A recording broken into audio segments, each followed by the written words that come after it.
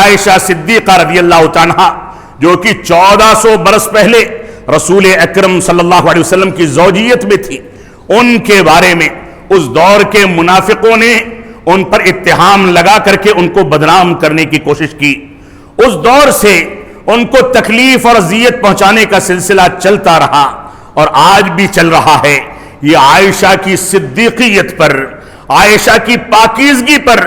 سب سے عظیم دلیل ہے کہ وہ عائشہ صدیقہ جس کے بارے میں قرآن مجید کی 10 آیتوں کا پے در پے نزول کیا گیا، اس کی برات کا اعلان کیا گیا، لیکن بدقسمتی یہ ہے کہ ہمارے معاشرے میں پنپنے والے وہ افراد جو اپنے آپ کو اسلامی اسکالر تصور کرتے ہیں، بڑے بڑے میڈیا کے ذمہ داران، بڑی بڑی شخصیت اور نام جن کا ہے وہ افراد، یہ سارے کے سارے لوگ آج ایک جرم کے مد مقابل دوسرا جرم انجام دے رہے ہیں۔ وہ جرم یہ ہے کہ وہ یہ ثابت کرتے ہیں کہ عائشہ صدیقہ رضی اللہ عنہا کی عمر 9 سال نہیں 19 سال تھی۔ یہ ہمارا اعتقاد ہے۔ صحیح بخاری، سیرت ابن ہشام اور اسلام کے بے شمار مراجع و مصادر اس بات کی گواہی دیتے ہیں کہ عائشہ صدیقہ رضی اللہ عنہا کی عمر رخصتی کے وقت 9 سال تھی۔ سیرت ابن ہشام کے مطابق 9 یا 10 سال تھی، اس سے زیادہ نہیں تھی۔ صحیح بخاری میں واضح ہے کہ نکاح کے وقت 6 سال اور رخصتی کے وقت 9 سال تھی۔ اس میں کوئی مذائقے کی بات نہیں۔ عربوں میں 9 سال کی بچی کا شادی ہو جانا یہ کوئی تعجب خیز مسئلہ نہیں، اور دنیا کے مختلف خطوں میں 6 سال کی عمر میں عیسائیوں میں شادیاں عام سی بات تھی۔ یہودیوں میں 5 سال 6 سال کی عمر میں بچیوں کی رخصتی عام سی بات تھی۔ تو یہ اعتراض صرف اسلام پر کیوں اٹھایا جاتا ہے، نبی آخر الزماں پر کیوں اٹھایا جاتا ہے؟ اور ہمارے وہ افراد جو اپنے آپ کو سیکولر تصور کرتے ہیں اور صحیح بخاری کی روایات پر اپنے عقلی گھوڑے دوڑا کر کے اسلام کی بنیادوں میں شبہات پیدا کرتے ہیں، وہ بھی کسی مجرم سے کم نہیں۔ اللہ رب العالمین ہم کو قرآن و سنت کے مطابق زندگی گزارنے کی توفیق عطا فرمائے۔ الحمدللہ نحمده ونستعینه ونستغفره ونعوذ باللہ من شرور انفسنا ومن سیئات اعمالنا من يهده الله فلا مضل له ومن يضلل فلا هادي له واشهد ان لا اله الا الله وحده لا شريك له واشهد ان محمدا عبده ورسوله اما بعد فان خير الحديث كتاب الله وخير الهدي هدي محمد صلى الله عليه وسلم وشر الامور محدثاتها وكل محدثة بدعة وكل بدعة ضلالة وكل ضلالة في النار فاعوذ بالله السميع العليم من الشيطان الرجيم بسم الله الرحمن الرحيم وإذ يمكر بك الذين كفروا ليثبتوك أو يقتلوك أو يخرجوك ويمكرون ويمكر الله والله خير الماكرين۔ محترم سامعین کرام، بزرگان دین، نوجوانان ملت اسلامیہ اور خواتین اسلام، اللہ رب العالمین کا سب سے عظیم احسان انسانیت پر یہ رہا ہے کہ اس نے اپنے نبی آخر الزماں اور نبی آخر الزماں پر اپنی آخری کتاب قرآن مجید کا نزول فرمایا۔ اللہ رب العالمین نے انسانیت کو انسانیت اور شرافت کا درس دینے کے لیے نبی آخر الزماں کی تعلیمات کو ہمارے سامنے واضح فرمایا۔ اللہ رب العالمین نے ایسے نبی کو ہمارے سامنے مبعوث فرمایا جو نبی ہمارے چلنے پھرنے سے لے کر کے استنجا قضائے حاجت سے لے کر کے اٹھنے بیٹھنے لیٹنے سونے بیدار ہونے کھانے پینے اور تمام کی تمام چیزوں میں ہماری مکمل رہنمائی کرنے والا نبی ہے۔ ہم اپنے نبی کی رسالت پر، اپنے نبی کی بعثت پر، اپنے نبی کی سیرت پر، اپنے نبی کے دستور پر، اپنے نبی کی سنت پر، اپنے نبی کے احکام و مسائل پر جتنا فخر کریں کم ہے۔ یہ اللہ رب العالمین کا فضل و کرم ہے کہ اس نے ہم کو اتنا پاکیزہ نبی عطا فرمایا، وہ نبی جس نے اپنے اختیارات اور اپنی طاقت کا استعمال بھی رب کائنات سے لڑ کر کے، جھگڑ کر کے، ضد کر کے اس وجہ سے نہیں کیا کہ یہ معصوم لوگ نقصان اٹھانے والوں میں سے ہو جائیں گے۔ اس نے کفار و مشرکین اور اپنے جانی دشمنوں کے لیے کبھی بددعا کی خاطر ہاتھ نہیں اٹھایا، کیونکہ وہ یہ کہتا تھا کہ میں صبر کرنے والا نبی ہوں، مجھ کو رب کائنات نے رحمت للعالمین بنایا۔ اللہ رب العالمین نے جب طائف کی پہاڑیوں پر نبی آخر الزماں کو لہو لہان کیا گیا، پتھراؤ کر کے، پتھر مار مار کر کے آپ کو زخمی کر دیا گیا، جب پہاڑ کا فرشتہ آتا ہے، اللہ رب العالمین کے حکم سے آتا ہے اور کہتا ہے کہ اے پیارے حبیب، اگر آپ اجازت دیں تو طائف والوں کو اسی پہاڑی کے درمیان پیس کر کے ہلاک و برباد کر دیا جائے، نبی آخر الزمان نے فرمایا کہ نہیں، انہی انکار کرنے والوں میں سے، انہی کفر کرنے والوں میں سے، انہی ٹھٹھا اڑانے والوں میں سے، اسی مذاق اڑانے والوں میں سے اور اسلام کو نقصان پہنچانے والوں میں سے مجھ کو رب کائنات سے امید ہے کہ ایسے اسلام کے سپاہی پیدا ہوں گے جو آگے چل کر کے اسلام کا دفاع کریں گے، اسلام کا دفاع کر کے اسلام کی نشر و اشاعت کریں گے۔ وہ نبی آخر الزماں جس کو رب کائنات نے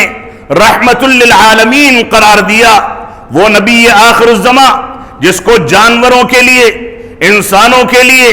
جناتوں کے لیے، چرند و پرند کے لیے، پہاڑوں کے لیے اور ہر چیز کے لیے رحمت بنا کر کے بھیجا گیا، اس نے کوئی بھی کسر نہیں چھوڑی، اس نے ساری کی ساری چیزوں کو واضح کر دیا۔ یہاں تک کہ حجۃ الوداع کے موقع سے رب کائنات کو مخاطب کر کے پہلے صحابہ کرام سے 3 بار سوال کیا کہ کیا میں نے رب کائنات کی امانت، رب کائنات کا دین تم تک پہنچا دیا؟ کیا میں نے اس امانت کو مکمل کر دیا؟ کیا میں نے دین اسلام کو تمہارے سامنے واضح کر دیا؟ صحابہ کرام نے یک زبان ہو کر کے فرمایا کہ ہاں اے اللہ کے نبی صلی اللہ علیہ وسلم، آپ سے اسی بات کی امید ہے، اور اس سلسلے میں آپ خیانت کر جائیں اس کا وہم و گمان بھی نہ کسی مسلمان کے ذہن پر گزر سکتا ہے اور نہ صحابہ کرام اس کے قائل ہو سکتے ہیں۔ رسول اکرم صلی اللہ علیہ وسلم نے صحابہ کرام کو مخاطب کرنے کے بعد اپنی انگلیاں آسمان کی جانب اٹھا دی، آسمان کی جانب دیکھا اور رب کائنات کو گواہ بنا کر کے فرمایا کہ اے میرے پیدا کرنے والے، اے میرے رب کائنات، تو گواہ رہنا کہ میں نے دین کو ان تک پہنچا دیا ہے۔ اے رب کائنات، تو گواہ رہنا کہ میں نے دین کی امانت کو مکمل کر دیا۔ اے رب کائنات، تو گواہ رہنا کہ میں نے دین اسلام کی امانت کو مکمل طریقے سے امت اسلامیہ اور ساری کی ساری امتوں کے سامنے واضح کر دیا۔ میں نے دعوت کے مشن کو مکمل کر دیا، ساری تکلیفیں برداشت کی گئی، رسول اکرم صلی اللہ علیہ وسلم کو لہو لہان کیا گیا، آپ کو آزمایا گیا، آپ کو پریشان کیا گیا، گالیاں دی گئی، آپ کو اذیتیں پہنچائی گئی، آپ کی سواریاں جہاں سے گزرتی تھی منافقین کہتے تھے صحابہ کرام سے کہ اپنے نبی کی سواری کو یہاں سے لے کر کے نہ گزرا کرو، کیونکہ ہم کو اس کی سواری کی مہک سے تکلیف ہوتی ہے۔ یہاں تک اذیتیں دی گئیں۔ اذیتوں کا یہ عالم تھا کہ آپ بیٹھے ہوئے تھے، آپ کے اوپر پتھر گرانے کی کوشش کی گئی۔ اذیتوں کا یہ عالم تھا کہ آپ کے اوپر جادو ٹونا کیا گیا۔ اذیتوں کا یہ عالم تھا کہ آپ کو زہر دے کر کے ہلاک کرنے کی کوشش کی گئی۔ یہ امت اسلامیہ کے دشمن مشرکین مکہ، کفار و مشرکین، اسلام دشمن یہود و نصارہ 1400 سال سے لے کر کے آج تک اسلام کا مذاق، اسلام کا ٹھٹھا، اسلامی تعلیمات کا مذاق اڑانے کی ناروا کوششیں کرتے رہے ہیں، لیکن اللہ کی قسم اسلام کو نقصان پہنچانے والا آج تک نہ کوئی پیدا ہو سکا ہے نہ قیامت تک پیدا ہو پائے گا۔ مسئلہ یہ ہے کہ رسول اکرم صلی اللہ علیہ وسلم نے حجۃ الوداع کے موقع سے الیوم اکملت لکم دینکم واتممت علیکم نعمتی ورضیت لکم الاسلام دینا، اس آیت کریمہ کے نزول کے ساتھ جب دین کی امانت مکمل کر دی تو آج بھی مسلمان جو خرافات کا، بدعات و خرافات کا، نئے قسم کے رسوم و رواج کا شکار ہو کر کے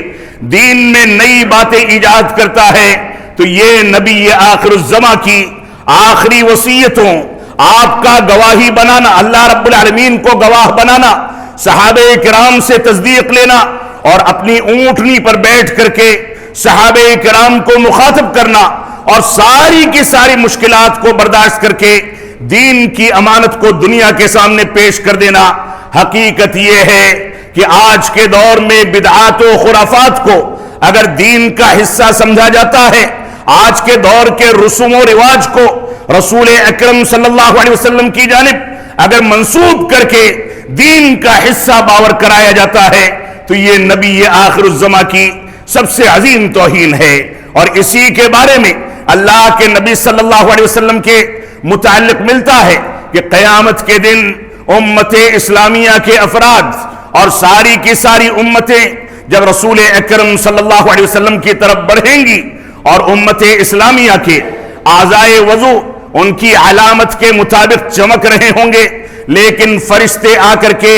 کچھ لوگوں کو روک دیں گے، آگے نہیں بڑھنے دیا جائے گا۔ نبی آخر الزماں کی رحمت، آپ کی رحمت للعالمین وہاں پر بھی کارگر ثابت ہوگی اور آپ فرمائیں گے یہ تو میری امت کے لوگ ہیں، ان کو مجھ سے قریب آنے دیا جائے، کیوں روکا جاتا ہے؟ تو فرشتے کہیں گے کہ آپ نہیں جانتے کہ آپ نے لمن غیر بعدی، ان لوگوں نے آپ کے بعد دین میں نئی باتیں ایجاد کر لی۔ تو اللہ کے نبی صلی اللہ علیہ وسلم وہاں پر براءت کا اظہار کر کے فرمائیں گے سحقن سحقن لمن غیر بعدی، میرے سے ان لوگوں کو دور کر دیا جائے جن لوگوں نے میرے دین کے نام پر دین میں تبدیلی پیدا کر دی، بدعات و خرافات کو دین کے نام پر انجام دینے لگے۔ آج مسلمانوں کی اکثریت، مسلمانوں کی ایک بڑی تعداد دین کے نام پر اگر عبادات کو انجام دیتی ہے تو کوئی حنفی طریقہ اختیار کرتا ہے، کوئی شافعی طریقہ اختیار کرتا ہے، کوئی مالکی طریقہ اختیار کرتا ہے، کوئی حنبلی طریقہ اختیار کرتا ہے۔ مسلمانوں کی وہ قلیل جماعت جو محمدی طریقے پر چلتی ہے وہ مسلمانوں کے دوسرے طبقے میں سب سے زیادہ مطعون نظر آتے ہیں۔ ان کو کہیں یہودیوں کا ایجنٹ کہا جاتا ہے، کہیں دین کے نام پر کھلواڑ کرنے والا گردانا جاتا ہے، کہیں ناجائز نطفے سے منسوب کر کے ان کی بدنامی اور ان کو ذلیل کرنے کی کوشش کی جاتی ہے۔ آج مسلمانوں کے معاشرے کا، مسلمانوں کے ماحول کا، مسلمانوں کی آبادی کا کل خلاصہ یہ ہے کہ سچا مسلمان وہی سمجھا جائے جو بدعات و خرافات کو انجام دے، سچا مسلمان وہی سمجھا جائے جو قبروں پر اپنے نبی آخر الزماں کی آخری وصیتوں کا گلا گھوٹے، سچا مسلمان وہی سمجھا جائے جو قبروں پر چادریں چڑھائے، قبروں کو پکا کرے، قبروں پر پھول ڈالے، قبروں کے اوپر تعمیرات کرے، قبروں پر تلاوت کا اہتمام کرے، وہی مسلمان سچا سمجھا جاتا ہے۔ جبکہ نبی آخر الزماں کی تعلیمات ان تعلیمات کے صریح مخالف ہیں۔ آج ضرورت اس بات کی ہے کہ اگر ہمارے نبی پر، ہمارے نبی کے نکاح پر ہماری ماں عائشہ صدیقہ رضی اللہ تعالیٰ پر کسی انداز کی انگلی اٹھتی ہے تو وہ انگلی بذات خود ٹوٹ کر کے تباہ و برباد ہو جانی چاہیے۔ ہمارا عمل ایسا ہونا چاہیے کہ ہم اپنے کردار سے، اپنے اخلاق سے، اپنی تعلیم سے، اپنے سچے مسلمان ہونے سے لوگوں کی بڑی بڑی سازشوں کو ناکام کر دیں۔ لیکن وہ آبادی جو لاکھوں کی تعداد میں اسی اوکھلا میں بستی ہے، آپ انصاف کے ساتھ جواب دیں کہ نبی نے ہم کو صلاۃ فجر میں حاضری کا حکم دیا۔ ہم کتنے لوگ ہیں جو مسجدوں کو آباد کرتے ہیں، نبی نے ہم کو توحید کے تقاضوں کے مطابق چلنے کا حکم دیا۔ ہم میں سے کتنے لوگ ہیں جو توحید کے تقاضوں کی تکمیل کرتے ہیں؟ نبی نے ہمارے سامنے یہ واضح کر دیا کہ اتباع رسول میں ہی ہمارے لیے کامیابی اور بھلائی ہے۔ ہم میں سے کتنے لوگ ایسے ہیں جو آج بھی نبی کی اور ان کی بیویوں کی توہین ہونے کے بعد آج بھی اس بات کے لیے اپنے آپ کو آمادہ کر سکے کہ مسجدوں کو آباد کریں، سیرت رسول کا مطالعہ کریں اور قرآن و سنت کے مطابق زندگی کو ڈھالیں، توبہ کریں ان خرافات سے جن خرافات کے نتیجے میں ہم بدعتیوں کی صفوں میں شامل ہوتے چلے جا رہے ہیں۔ ہماری ذمہ داری ہے کہ ہم قرآن و سنت کے مطابق چلیں۔ نبی آخر الزمان جناب محمد الرسول اللہ صلی اللہ علیہ وسلم کے بارے میں آپ کی شخصیت کو مجروح کرنے سے متعلق، آپ کی توہین کرنے، آپ کا مذاق اڑانے، آپ کا ٹھٹھا اڑانے، آپ کو اذیتیں پہنچانے کا یہ کوئی نیا واقعہ نہیں ہے۔ اللہ رب العالمین نے 1400 سال پہلے قرآن مجید میں واضح کر دیا، وَإِذْ يَمْكُرُ بِكَ الَّذِينَ كَفَرُوا لِيُثْبِتُوكَ أَوْ يُقْتِلُوكَ أَوْ يُخْرِجُوكَ وَيَمْكُرُونَ وَيَمْكُرُ اللَّهُ وَاللَّهُ خَيْرُ الْمَاكِرِينَ۔ اللہ رب العالمین نے فرمایا، اے اللہ کے نبی صلی اللہ علیہ وسلم، ہم جانتے ہیں کہ یہ کفار و مشرکین، یہ اسلام دشمن آپ کو قید و بند میں ڈالنے کے لیے، قتل کرنے کے لیے، شہر بدر کرنے کے لیے اور آپ کو شہر سے نکالنے کے لیے ساری کی ساری سازشیں کرتے ہیں۔ آپ کے خلاف دنوں رات بیٹھ کر کے پلاننگ کی جاتی ہے، دار الندوہ کے اندر آپ کو اذیتیں پہنچانے کی کوششیں کی جاتی ہیں، اور شعب ابی طالب میں برسوں تک آپ کو کچا چمڑا اور کچے پتے، سوکھے پتے چبانے پر مجبور کر دیا جاتا ہے، ساری اذیتیں پہنچائی جاتی ہیں، ساری تکلیفیں دی جاتی ہیں۔ اللہ رب العالمین نے فرمایا، وَإِذْ يَمْكُرُ بِكَ الَّذِينَ كَفَرُوا لِيُثْبِتُوكَ، یہ کفار و مشرکین آپ کے خلاف سازشیں کرتے ہیں کہ آپ کو نکال دیں، آپ کو قید کر لیں، آپ کو قتل کر دیں، آپ کو شہر بدر کر دیں۔ اللہ رب العالمین نے فرمایا، وَيَمْكُرُونَ وَيَمْكُرُ اللَّهُ وَاللَّهُ خَيْرُ الْمَاكِرِينَ۔ اللہ رب العالمین جانتا ہے کہ کس کے ساتھ کون سی تدبیر اختیار کرنی ہے۔ یہ تدبیریں اختیار کرتے رہیں، یہ سازشیں کرتے رہیں، یہ ٹھٹھا اڑاتے رہیں، یہ مذاق اڑاتے رہیں۔ وَيَمْكُرُونَ وَيَمْكُرُ اللَّهُ وَاللَّهُ خَيْرُ الْمَاكِرِينَ۔ اور اللہ رب العالمین زیادہ بہتر تدبیریں کرنے والا ہے۔ وہ جانتا ہے کہ اسلام کا مذاق جب بھی اڑایا گیا، چاہے وہ ڈنمارک میں ہو، فرانس میں ہو، ہندوستان میں ہو یا دنیا کے کسی بھی خطے میں ہو، اس کے بعد پڑھے لکھے سنجیدہ لوگ اسلام کا مطالعہ کرنے، سیرت رسول کا مطالعہ کرنے، اسلامی حقائق کو سمجھنے کے لیے اسلام کی جانب پلٹے۔ ہزاروں اور لاکھوں کی تعداد میں لوگوں نے اسلام قبول کیا۔ لہذا ہماری ذمہ داری یہ ہے کہ اس انداز کے مسائل میں یا تو قانونی چارہ جوئی اپنے قائدین کو مجبور کر کے اختیار کی جائے، یا کم از کم ہم میں کا ہر شخص اس بات کی یقین دہانی کرائے کہ ایسے مسائل میں دین کی جانب رجوع کرنا یہ ہماری بنیادی ذمہ داری ہے۔ اللہ رب العالمین نے فرمایا، وَمَا أَرْسَلْنَاكَ إِلَّا رَحْمَةً لِّلْعَالَمِينَ۔ اے اللہ کے نبی صلی اللہ علیہ وسلم، ہم نے آپ کو تمام جہانوں کے لیے رحمت بنا کر کے بھیجا ہے، اور رحمت بنا کر کے کیوں نہ بھیجے جاتے؟ وہ نبی آخر الزمان جو امت اسلامیہ کی ہدایت کے لیے، امت اسلامیہ کو راہ راست دکھانے کے لیے دن و رات رب کائنات کے آگے روتے تھے، گڑ گڑاتے تھے، رات رات بھر عبادات میں مصروف رہا کرتے تھے، وہ نبی آخر الزمان جن کی عبادت اتنی طویل ہوا کرتی تھی کہ مبارک پیر میں ورم آ جایا کرتا تھا، وہ نبی آخر الزمان جب سجدے میں دعائیں کرتا تھا تو اس کے اس مبارک سینے سے کڑھائی میں ابال کھانے والے سامان کے طریقے سے ابال پیدا ہوتا تھا، وہ نبی آخر الزمان جو خود کہتا ہے کہ میری اور تمہاری مثال ان پتنگوں کے طریقے سے ہے جو پتنگے رات کے وقت میں روشنی پر اور چراغ پر گر گر کر کے اپنے آپ کو تباہ کرتے ہیں، میں تم کو تمہاری کمر پکڑ پکڑ کر کے کھینچتا ہوں اور کہتا ہوں کہ اس رنگینی میں نہ جاؤ، دنیا داری کو اختیار نہ کرو، بلکہ اپنی دین کی زندگی پر غور و تدبر کرو۔ وہ نبی آخر الزماں جو امت اسلامیہ کے ایک ایک فرد کے لیے اتنا حریص ہوتا تھا، اس نبی آخر الزماں کو رحمت للعالمین کیوں نہ کہا جائے؟ وہ رحمت للعالمین جس کے بارے میں اللہ رب العالمین نے اس کو یہاں تک اختیارات دیے، اس کا مقام و عظمت یہاں تک تھا کہ کئی مہینے تک گھر میں چولہا نہیں جلتا تھا،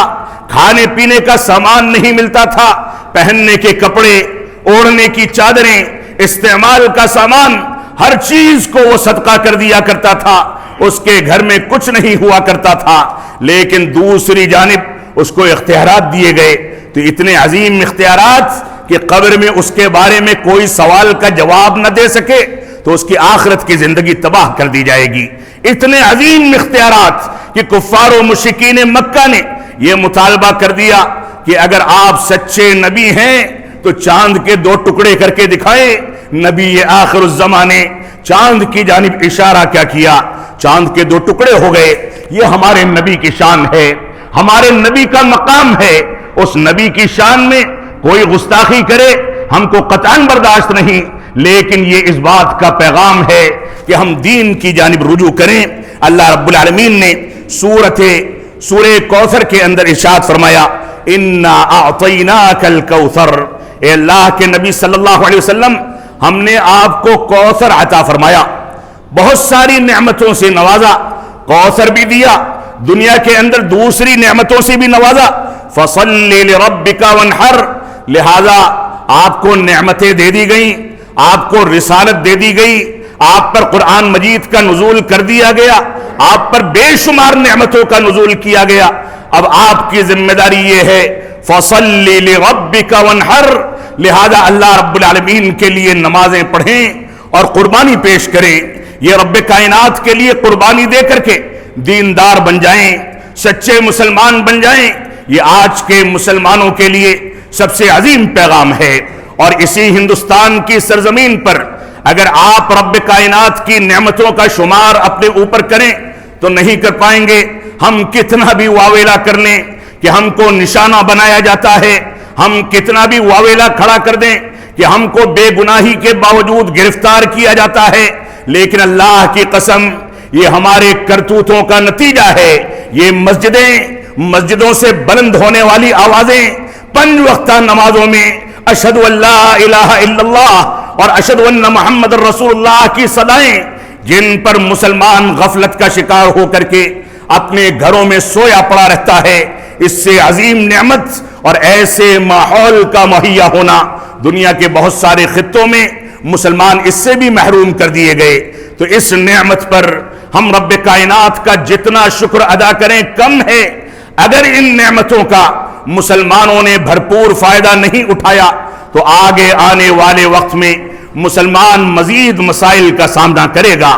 مزید مشکلات کا سامنا کرے گا، کیونکہ ہمارا اعتقاد ہے کہ ہماری مشکلات کا سبب ہم خود پیدا کرتے ہیں۔ دین سے دوری کے نتیجے میں رب کائنات ہم کو مشکلات میں گرفتار کرتا ہے، عذاب میں گرفتار کرتا ہے، اور اس کے بعد مختلف شکلوں میں ہمارا ٹھٹھا اڑایا جاتا ہے۔ تو اللہ رب العالمین نے فرمایا کہ اللہ کے نبی صلی اللہ علیہ وسلم آپ پر اللہ رب العالمین نے اپنی نعمتیں مکمل کی، لہذا اب رب کائنات کی عبادت کریں، اس کے لیے قربانی پیش کریں۔ ان شانئک ھو الابتر، اللہ رب العالمین نے 1400 سال پہلے یہ اعلان کر دیا کہ آپ کی شان یہ ہے، آپ کا مقام یہ ہے، آپ کو یہ عظمت دی گئی ہے کہ آپ کے خلاف سازشیں کرنے والے بے نام و نشان ہو کر کے اس دنیا سے تباہ و برباد ہو جاتے ہیں۔ ابو جہل نے بیڑا اٹھایا، 2 بچوں نے قتل کر کے تباہ و برباد کر دیا۔ ابو لہب نے بیڑا اٹھایا، قرآن مجید کی آیتوں کے ذریعے اس کے ہاتھوں کو شل کر دیا گیا۔ بے شمار مقامات پر ڈنمارک میں اور اسی طریقے سے فرانس میں، ہندوستان میں بے شمار لوگ پیدا ہوئے جنہوں نے نبی آخر الزماں کی شان میں گستاخی کی، اور دنیا نے اپنی آنکھوں سے ان کی ذلت و خواری، اور ان کی تباہی کو دیکھ لیا. اور آپ دیکھیں اسی علاقے میں ایک تعلیمی ادارہ ہے, اس کے کسی وائس چانسلر نے کسی دور میں رسول اکرم صلی اللہ علیہ وسلم کی شان میں گستاخی کی تھی. نتیجہ کیا ہوا تھا؟ اپنے گھر والوں کے سامنے اپنے ڈرائنگ روم میں بیٹھ کر کے استنجا اور قضاء حاجت کرتا تھا. لوگ سمجھاتے تھے, اس کے سمجھ میں نہیں آتا تھا, نہ بیوی کو پہچان پاتا, نہ بچوں کی شناسائی تھی, نہ کسی انداز کی کسی سے گفتگو کر پاتا تھا. اسی حالت میں رب کائنات نے اس کو تباہ و برباد کر دیا. تو نبی کی شان میں گستاخی سے ہم پہلے ہی اپنے دشمنوں کو متنبہ کرتے ہیں کہ اپنی نجات چاہتے ہو, اپنی بھلائی چاہتے ہو تو اس گستاخی کو چھوڑ دو, ورنہ رب کائنات ہمارے لیے کافی ہے. تو اللہ رب العالمین نے فرمایا آپ کی شان یہ ہے کہ آپ کا دشمن بے نام و نشان اور بے نسل کا ہو کر کے تباہ و برباد ہو جاتا ہے. اللہ رب العالمین نے سورۃ الانشراح کے اندر ارشاد فرمایا الم نشرح لک صدرک, اے اللہ کے نبی صلی اللہ علیہ وسلم کیا ہم نے آپ کے سینے کو کھول نہیں دیا؟ سینے کو کھولنے کی یہاں تک نشانیاں ملتی ہیں, یہاں تک دلائل ملتے ہیں کہ 4 سال کی عمر میں رسول اکرم صلی اللہ علیہ وسلم کی مبارک سینہ چاک کر کے دل کو نکالا گیا, اور وہاں سے شیطان کے اثر انداز ہونے کا وہ حصہ جس پر شیطان وار کرتا ہے اس کو اس سے الگ کر کے اس دل کو پاکیزگی کے ساتھ دوبارہ نصب کیا گیا. پھر معراج کے موقع سے رسول اکرم صلی اللہ علیہ وسلم کا سینہ دوبارہ سے چاک کیا گیا, سونے کے برتن میں رکھا گیا, آب زمزم سے غسل دیا گیا, اور اس کے بعد پھر سے مبارک سینے میں نصب کر دیا گیا. اس دل کے بارے میں اللہ رب العالمین نے فرمایا کہ کیا ہم نے آپ کے دل کو آپ کے لیے کھول نہیں دیا؟ نبوت ملنے سے پہلے آپ ہر جگہ گھوما کرتے تھے, معبود حقیقی کی تلاش میں گھوما کرتے تھے, اس بات کی تلاش کیا کرتے تھے کہ میرے دل و دماغ پر جو بوجھ ہے کہ کہیں میں شرک نہ کر جاؤں, کہیں بدعات و خرافات کا شکار نہ ہو جاؤں, لہذا معبود حقیقی کو تلاش کرتے تھے. اللہ رب العالمین نے فرمایا نبوت کے نزول اور آپ کی بعثت کے ساتھ رب کائنات نے آپ کے اس بوجھ کو ہلکا کر دیا, آپ کے مسائل کو حل کر دیا. وَوَضَعْنَا عَنْكَ وِزْرَكَ, اور آپ کے اوپر جو بوجھ تھا اس بوجھ کو رب کائنات نے ہلکا کر دیا. الَّذِي أَنْقَضَ ظَهْرَكَ, اللہ رب العالمین فرماتا ہے کہ اس بوجھ کی وجہ سے آپ کی پیٹھ جھکتی چلی جا رہی تھی. اس بوجھ کو محسوس کرنے کے نتیجے میں آپ پریشان تھے, اور اس کے بعد فرمایا وَرَفَعْنَا لَكَ ذِكْرَكَ, یہ مقام کسی بھی نبی کو نہیں دیا گیا, کسی بھی رسول کو نہیں دیا گیا. فرمایا وَرَفَعْنَا لَكَ ذِكْرَكَ, کہ ہم نے آپ کے ذکر کو بلند کیا ہے, آپ کے ذکر اور مقام کو عظمت عطا کی ہے. 5 وقتہ نمازوں میں, اقامت صلاۃ میں, نماز کی دعاؤں میں, تشہد میں, دوسرے مسائل میں, ہر جگہ پر مسلمان کے لیے یہ واجب کیا گیا کہ اپنے نبی کے آخری نبی اور رسول ہونے کی گواہی دو, نبی پر درود بھیجو, نبی کی عظمت کا تذکرہ کرو. دنیا کا کوئی بھی خطہ کبھی بھی اذان کی آواز اور محمد الرسول اللہ کی صداؤں سے خالی ہو ہی نہیں سکتا. یہاں مؤذن محمد الرسول اللہ کہہ کر کے ختم نہیں کرتا,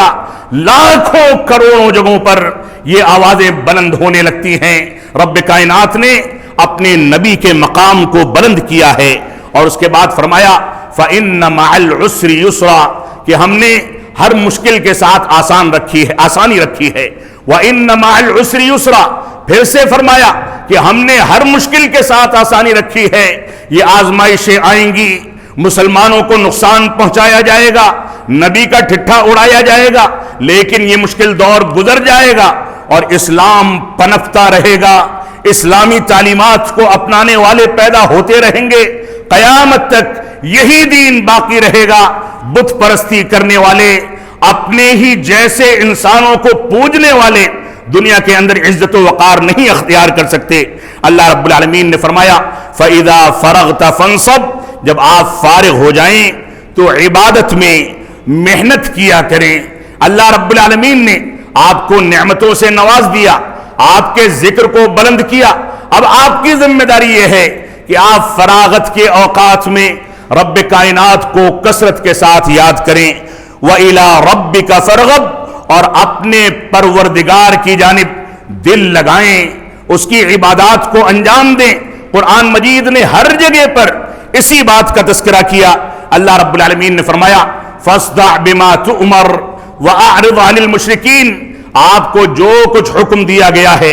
آپ اس کو بجا لائیں، اس کے مطابق چلیں. اور مشرکین مکہ آپ کا جو مذاق اڑاتے ہیں، آپ کے قتل کی سازشیں کرتے ہیں، آپ کو زہر دینے کی سازشیں کرتے ہیں، آپ پر جادو ٹونا کرنے کی سازشیں کرتے ہیں، یہ ساری کی ساری سازشیں آپ ہمارے حوالے کر دیں. اِنَّا كَفَيْنَاكَ الْمُسْتَهْزِئِينَ، مذاق اڑانے کے خلاف کون سی تدابیر اختیار کرنی ہے اس کے لیے ہم کافی ہیں. اللہ رب العالمین نے فرمایا الذین یجعلون مع اللہ الہا آخر فسوف یعلمون، یہ مذاق اڑانے والے رب کائنات کے ساتھ دوسروں کو شریک ٹھہراتے ہیں. ان قریب اس کا مزہ یہ چکھ لیں گے، ان قریب اس کے عذاب کو یہ بھگتیں گے. اور اس کے بعد اللہ رب العالمین نے فرمایا کہ وَلَقَدْ نَعْلَمُ أَنَّكَ يَضِيقُ صَدْرُكَ بِمَا يَقُولُونَ، ہم جانتے ہیں کہ آپ کا دل ان کی باتوں سے، ان کے اتہامات سے، اس مذاق اور ٹھٹے سے تنگ ہوتا ہے. لہذا آپ تنگی محسوس نہ کریں بلکہ اللہ رب العالمین کی تسبیح اور پاکیزگی بیان کیجئے. اللہ رب العالمین کے لیے طویل طویل سجدے کیجئے اور اللہ رب العالمین کی عبادت کرتے رہیں. یہ رب کائنات نے اسلام کا مذاق اڑانے والوں کا جواب دیا ہے کہ تم مذاق اڑاتے رہو، ہم رب کائنات کو راضی کرنے کے لیے سجدے میں لگے ہیں. ہم رب کائنات کو راضی کرنے کے لیے اس کی پاکیزگی بیان کرتے ہیں. ہم رب کائنات کو راضی کرنے کے لیے اس کی بڑائی بیان کرتے ہیں. اور ہمارا رب ہم سے راضی ہو جاتا ہے تو وہ کسی کو دیوانہ کر کے تباہ کر دیتا ہے. ہمارا رب ہم سے راضی ہو جاتا ہے تو اسلام دشمنوں کے لیے اس کی بے آواز لاٹھی کافی ہے. وہ جانتا ہے کہ کس کو کیسے نیست و نابود کرنا ہے. ہماری ذمہ داری ہے کہ ہم قرآن و سنت کے مطابق زندگی گزاریں. اور یہ بڑا عجیب المیہ ہے کہ حضرت عائشہ صدیقہ رضی اللہ عنہا جو کہ 1400 برس پہلے رسول اکرم صلی اللہ علیہ وسلم کی زوجیت میں تھی، ان کے بارے میں اس دور کے منافقوں نے ان پر اتہام لگا کر کے ان کو بدنام کرنے کی کوشش کی. اس دور سے ان کو تکلیف اور اذیت پہنچانے کا سلسلہ چلتا رہا اور آج بھی چل رہا ہے. یہ عائشہ کی صدیقیت پر، عائشہ کی پاکیزگی پر سب سے عظیم دلیل ہے کہ وہ عائشہ صدیقہ جس کے بارے میں قرآن مجید کی 10 آیتوں کا پے در پے نزول کیا گیا، اس کی برات کا اعلان کیا گیا. لیکن بدقسمتی یہ ہے کہ ہمارے معاشرے میں پنپنے والے وہ افراد جو اپنے آپ کو اسلامی اسکالر تصور کرتے ہیں، بڑے بڑے میڈیا کے ذمہ داران، بڑی بڑی شخصیت اور نام جن کا ہے وہ افراد، یہ سارے کے سارے لوگ آج ایک جرم کے مد مقابل دوسرا جرم انجام دے رہے ہیں. وہ جرم یہ ہے کہ وہ یہ ثابت کرتے ہیں کہ عائشہ صدیقہ رضی اللہ عنہا کی عمر 9 سال نہیں 19 سال تھی. یہ ہمارا اعتقاد ہے. صحیح بخاری، سیرت ابن ہشام اور اسلام کے بے شمار مراجع و مصادر اس بات کی گواہی دیتے ہیں کہ عائشہ صدیقہ رضی اللہ عنہا کی عمر رخصتی کے وقت 9 سال تھی. سیرت ابن ہشام کے مطابق 9 یا 10 سال تھی، اس سے زیادہ نہیں تھی. صحیح بخاری میں واضح ہے کہ نکاح کے وقت 6 سال اور رخصتی کے وقت 9 سال تھی. اس میں کوئی مذائقے کی بات نہیں. عربوں میں 9 سال کی بچی کا شادی ہو جانا یہ کوئی تعجب خیز مسئلہ نہیں. اور دنیا کے مختلف خطوں میں 6 سال کی عمر میں عیسائیوں میں شادیاں عام سی بات تھی. یہودیوں میں 5 سال 6 سال کی عمر میں بچیوں کی رخصتی عام سی بات تھی. تو یہ اعتراض صرف اسلام پر کیوں اٹھایا جاتا ہے؟ نبی آخر الزماں پر کیوں اٹھایا جاتا ہے؟ اور ہمارے وہ افراد جو اپنے آپ کو سیکولر تصور کرتے ہیں اور صحیح بخاری کی روایات پر اپنے عقلی گھوڑے دوڑا کر کے اسلام کی بنیادوں میں شبہات پیدا کرتے ہیں، وہ بھی کسی مجرم سے کم نہیں۔ اللہ رب العالمین ہم کو قرآن و سنت کے مطابق زندگی گزارنے کی توفیق عطا فرمائے۔ اللہ رب العالمین ہم کو اس بات کی توفیق عطا فرمائے کہ ہم قرآن و سنت کا مطالعہ کریں، فہم سلف کا مطالعہ کریں، سیرت رسول کا مطالعہ کریں، ہماری مسجدیں آباد ہوں، ہماری درگاہوں پر جو غلط رسوم و رواج اختیار کیے جاتے ہیں ان سے مسلمان توبہ کرے، تقلید شخصی سے توبہ کرے، اتباع رسول اور توحید کی جانب رجوع کرے۔ یہ بھی عجیب اتفاق ہے جو نبی آخر الزماں کی آخری وصیت کا گلا گھونٹ کر کے قبروں کو آباد کرتے ہیں۔ لعنت اللہ علی الیہود والنصارى اتخذوا قبور انبیائہم مساجد، اس روایت کو سامنے رکھ کر کے ان کی ذمہ داری تھی کہ یہود و نصارہ کے طریقے کو چھوڑیں، وہ جا کر کے یہودیوں کا، نصرانیوں کا طریقہ اختیار کر کے نبی آخر الزماں کی آخری وصیت کا گلا گھونٹتے ہیں۔ وہی اس میدان میں مظاہرے کرتے، بے چینی کا اظہار کرتے زیادہ نظر آتے ہیں۔ اللہ رب العالمین ہم کو راہ ہدایت دکھائے، ہم کو حق طریقے سے سمجھنے اور باطل سے اجتناب کرنے کی توفیق عطا فرمائے۔ ہم جب تک جئیں تب تک اسلام پر جئیں، جب ہمارا خاتمہ ہو تو ایمان پر ہو۔ بارک اللہ لنا ولکم فی القرآن المجید ونفعنی وإیاکم بالآیات والذکر الحمید انہ تعالی جواد کریم ملک بر الرؤوف الرحیم۔